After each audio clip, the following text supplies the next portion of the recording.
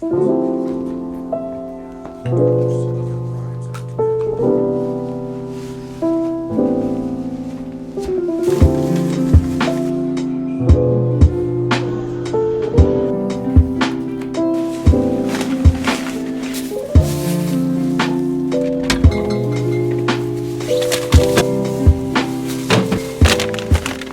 everybody, welcome back to the vlog. I thought I would do a few days in my life since I'm doing a few fun things. So a few cozy days in my life. Today I went to the gym. I like panicked going to the grocery store because I was in there, didn't vlog anything because I realized I forgot my wallet, because I usually like don't bring my wallet at all to the gym, but luckily I have Apple Pay, so got that over with for my groceries for tomorrow, and then I can meal prep. I'm just gonna hop into the shower, but today I'm actually going to a Nets game. It's kind of like last minute. Like I knew that we had been thinking about going with our friends, but we weren't sure if we would actually get tickets because Koda and I's friend is a Nets member, like club member or something, so they get really good deals on tickets, so I'm going to that today. It's funny because the book that I want to start today is actually a nonfiction Knicks book, just because I have been getting little by little more into basketball, much to like Koda's excitement. I thought I would read more up on like the team,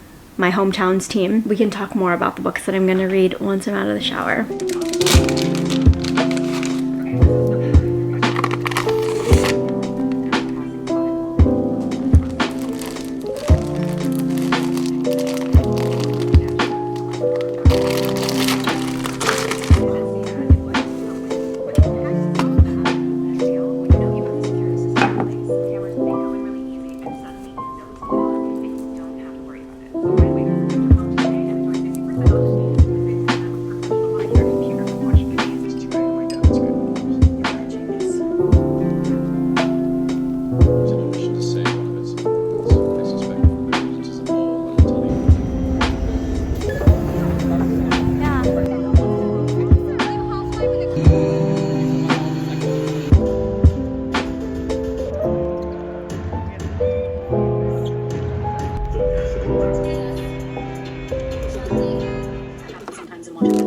This was made possible by she enters the first Trump administration, where she is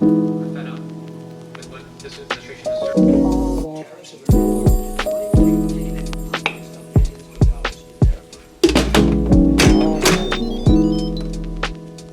I am slowly getting ready for work. Oh my gosh, my desk is like a mess of books and toys. I am prepping dinner for tonight, a new recipe. I'm excited. It's dakdoritang, except not really because I think it's spicy chicken, but our gochujang is kind of old, so I'm using miso and the leftover tomato paste that I had, so hopefully it's good. I have some book packages that I thought I would unbox before I get into talking about what I'm gonna be reading this weekend.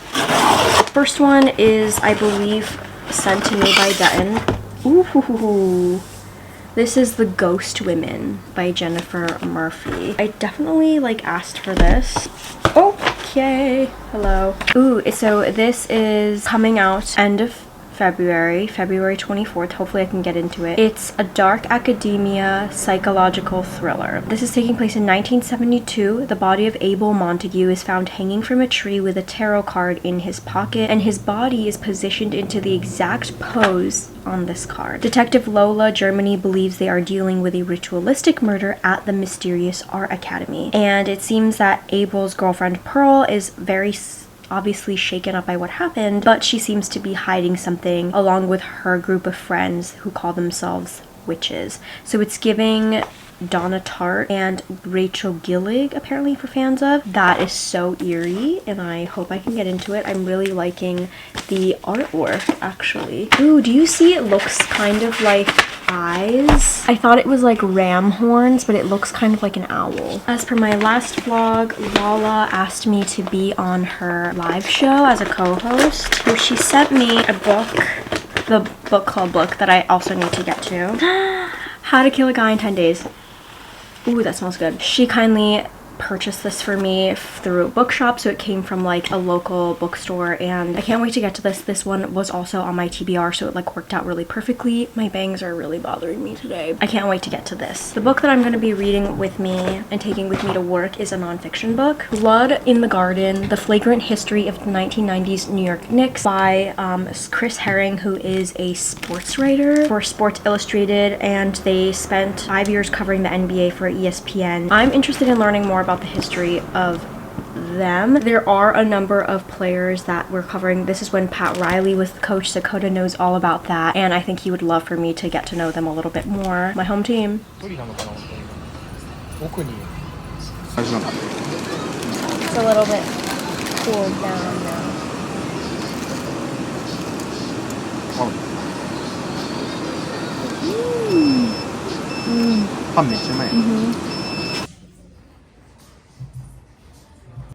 We just have the dilemma of Coda and I are getting ready to go out today for like an early dinner, late lunch situation with our friend. We're going to Red Hook Tavern. Hopefully we can get in as a walk-in because we're planning to line up before they open. They sell out so fast, but Coda is so excited to show our friend Red Hook because we really did enjoy the burgers there. I'm very casual vibes today because I'm washing my hair tomorrow, so I really like this. I feel like very springtime. And honestly, now that it's like over 40 degrees, it low-key feels like that. I talked through it with Coda, but I think I'm gonna DNF this book just because it's not bad. In no means. Like, I think someone who's a true basketball fan could definitely enjoy something like this, someone like Coda. But to me, as someone who doesn't really understand a lot of basketball plays, and I definitely feel like I'm more visual of a person, like I am baffled by how people found so much joy or enjoyment in listening to the radio, which is such a feat. You really are like a true fan, but I just, everything's going in one ear out the other. It's like my eyes are glazing over because I just don't know what's happening. I also like do not know any of these people. I know I can look them up. They literally have photos in here, but it's just like not really working for me. The only person I can really visualize is Pat Riley, the coach that they're talking about, Michael Jordan, maybe a little like Patrick Ewing, and then there's like other people that I can know because they're still like talked about today, like Doc Rivers or Reggie Miller, but I am just feeling really lost. I don't know if I'm going to pick anything up today because it's the start of the week or not, but yeah, sorry, this is a DNF, which sucks because it's my first nonfiction of the year too, and I wanted to read more nonfiction. So does she count or no, right? Because I didn't finish it. Yeah, so DNF at page 78. I was about to start chapter 7.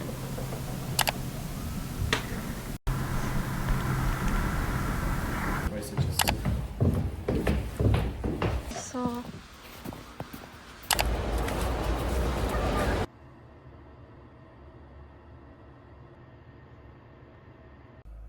you leave it on. The snow actually isn't quite as bad as I had thought it would be. There are some issues that Con Edison has been dealing with since last night that I had been seeing since like maybe Saturday. Happened last snowstorm as well. I'm not seeing the effects of it like in my building, thankfully, but apparently there may be some effects. I started How to Kill a Guy in 10 Dates, the book club pick.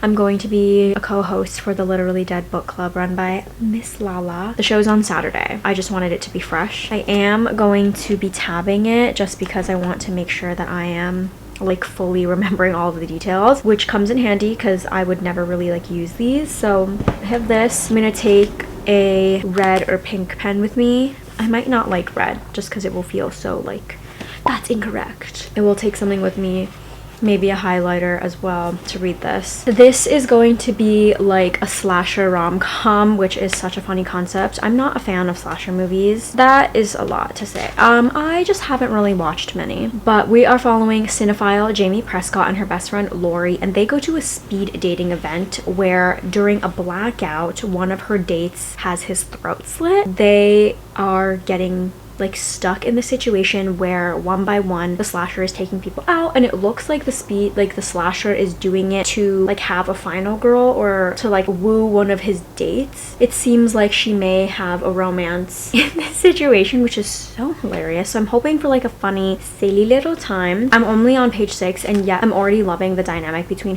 Jamie and her best friend Lori. Lori is very like, I think, no nonsense, a little bit cold, but their dynamic just really works. Jamie is working on her dissertation, the intersection of romantic comedies and slasher films in the late 20th and early 21st centuries. It starts off with a passage, or like her intro that Lori is going over, but Lori is like a documentarian and is just like not really understanding the vibes. I also have noticed that the chapters all start out with a quote that you would think is from a rom-com, but it says not, and then it lists out a rom-com. This one says not Dirty Dancing, not Sleepless in Seattle, not The Holiday, which I think Not Like the Movies did Lynn Painter's book so far. So good. But then again, I'm only on page 6. I spoke too soon. The electricity just cut out. But good thing I'm leaving for work. I didn't read too much of this the first day that I started it, which was sad, but this is really good. I don't want to say it out loud and jinx it, but... And I really want it to be, because I haven't had one yet this year and it's already the end of February right now. I had so few last year. I don't want to feel it too much, because, you know, I don't want to put too much pressure on her. But I read a lot of this yesterday. I actually, where I left off yesterday, I wrote that I was up until 5:30. I was getting really tired. I also like really needed to edit my video, really bad situation, but I got everything done and I'm enjoying this so much. As you can tell, I have little tabs. I think it's funny because they face different ways, but I have little fish head tabs. They're red on this side and pink on the other side, and I've been using pink and red pen to mark my little annotations. The tabs are for parts that like I can use for the live show. Kayla sent over the questions that she wants to ask during the live show, so I just want to make sure that I'm able to quickly reference them. I wrote down all the questions. I'm prepared. I have parts for like theories that I have, and I have also dog-eared those pages as well, so they're even, I can quickly access them. Today I'm using a pink highlighter and a black pen, just because black is used as well. I wanted it to like be a theme and go with the book, but this is so good. Wes is really cute, like really sweet, and I'm getting such flirty vibes, and I know that Jamie is supposed to like have this romance in this as well, possibly because it's a genre blend between horror and romance, but at the same time I'm being very wary of all the guys that we're meeting because we don't know who it is, obviously. I'm over 40% of the way through. Jamie has seen the killer. He is wearing a heart eyes mask, and now they really are thinking how this is way too well planned out, that he is definitely trying to woo one of the people. And that's why I think that it's Jamie that he's trying to woo, because she's so into slasher movies that this might make sense. Like, he came to a speed dating event to try to find this girl, trying to find the one. This is like him romancing these girls, and he's like, oh my gosh, Jamie loves slasher movies. This is so amazing because I love to kill people. Let me do this for her and we'll fall in love happily ever after. So he's stuck in his own psychotic delusion, obviously, and he left a calling card with Taylor Swift lyrics, which is so icky to me. If you know, I'm not a fan. Ugh, but whatever, come for me in the comments. Okay, I don't care. Her and Wes are like vibing. He's figuring it out. He's like really good at picking up like these cues from her. I low-key think he's a doctor, maybe. I really hate Billy. Like, I'm not discounting any of the other guys that are no longer like traveling around like their safety pack, because they have specifically stated that their bodies have been found. I think you could easily just run away and put on this mask and new jacket. He wears like a gray leather jacket or something, because of how much a maze this club is. It includes a map, but just looking at it is like so confusing, but I'm having a grand old time, and I think the annotating is kind of adding to the fun. But I am really taking this book club thing seriously, and I want to make sure that I'm getting all the details down. fan. I'm still watching a lot of Allie's videos and she's so fun. I'm really excited to get to talk to her on Saturday. I also wanted to mention that Jamie has now come up with a name for this killer because she's seen him, but I don't like the name because it's already a movie. I understand her reasoning. She came up with 2 names for him. The first one, the Bloody Suitor, seemed a little bit too cool to give him such a badass name, and she thinks the media will call him the Serendipity Slayer because the club they're at is called Serendipity, and alliteration that works. But she's calling him Heart Eyes, which I don't like because isn't that literally like a horror movie? I didn't watch it, but as soon as I read it, I was like, Google search. So it feels a little, I don't know, I think it could have been a little bit more original. I really like Wes, but at the same time, I am going to have my hesitations, keep him at arm's length for a while. She is totally so into him. I'm worried, but I still have like theories. I'm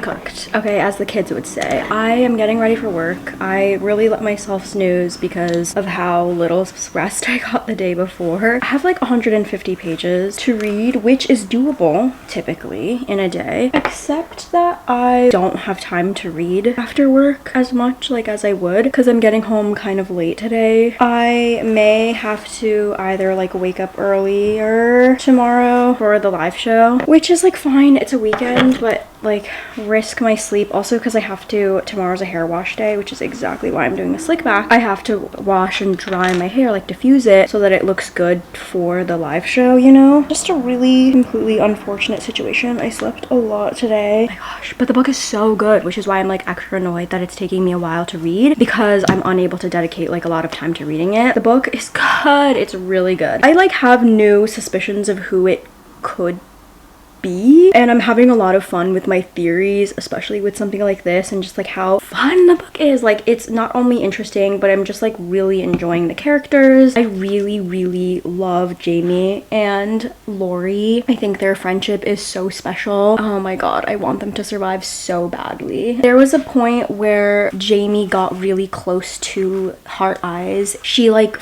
threw shoes at him, so I feel like he's starting to understand maybe that she's not into it, which I'm scared about because then it just becomes a slasher movie and it's no longer just about winning over her affections. It is totally about just like complete massacre. We don't want that, right? The book is really good. I'm having so much fun with it. Like, I can only say that so many times, like fucking take a shot every time I say that because it's that good. And I think the fact that I'm annotating it is one of the reasons why it's taking me a little bit longer to read it. But at the same time, I'm kind of just letting myself run free with my highlighter because I don't really do this, but also just because I want to make sure that I'm remembering a lot of details to be able to talk about. But also because I just want to be able to remember like all of the details so that I can talk about it adequately during the live show. The live show starting in 5 minutes and I still have not finished my book. I'm prepared. We do like a lot of mood reading. I'm trying to be better at doing themes. The live show was so much fun, but I still need to finish the book. It's been like 2 hours. No, an hour since it finished, and I'm finally getting down to finish it. It wasn't a big deal, I think. Let me grab my coffee because I got the reveal already, but doing the live show was so fun. I'm so glad that Kayla invited me and I got to meet Allie and Gabby. Let's get down to finishing this book and see how my rating changed from what I said in the live show. I feel like maybe like I'm talking myself out of the 4.5 that I said, but we'll see.